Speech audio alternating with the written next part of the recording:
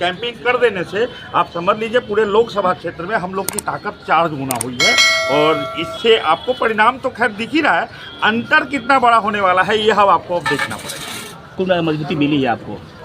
Party को मिली है, party से अलग भी जो लोग फारूक शेख से जुड़े हुए हैं, जैसे मैं किसी दल में नहीं हूँ फिर भी मजबूती मिली है, और राजद को तो पूर्ण मजबूती मिली है फारूक शेख के यहाँ शिवहर आकर। ऐसे आप किसी पार्टी में नहीं है, लेकिन आपका जो शिवहर का जो चुनावी मुद्दा है वो किस मुद्दे पर चुनाव हो रहा है तो बताएंगे? बेसिकली शिवहर का शिवहर बने रहना ही मुद्दा है। एक्चुअली शिवहर पिछले 20 वर्षों से धीरे धीरे सहरसा होते जा रहा है। बात हम बाहरी और भीतरी का नहीं कर रहे हैं, बात हम कर रहे हैं कि जब यहाँ छोटा सा दुकान विधायक वाला नहीं चल पा रहा उस परिवार का, तो फिर बड़ा सा सांसदी का दुकान खोलने का प्रयास क्यों हो रहा है? बार बार हम एक ही दुकान में क्यों ठगे जा रहे हैं?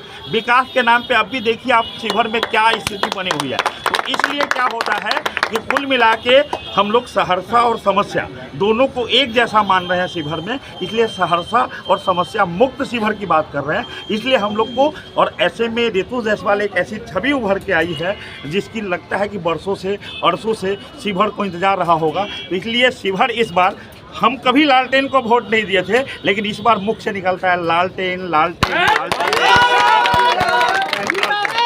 रितु जायसवाल, रितु जायसवाल, रितु जायसवाल, पूरा ऋतुमय हो चुका है शिवहर। और आपने देखा होगा प्रकृति भी साथ देने लगा है, बारिशें हो रही है लगातार और मौसम ठंडा हो रहा है, मौसम ऋतुमय हो रहा है। ये शिवहर ऋतुमय। ऐसे कार्यकर्ता आप काफ़ी दूर से ट्रैवल करते हुए आ रहे हैं, उनके साथ आ रहे हैं, तो किस तरह का माहौल देखा आपने जनता को जो है?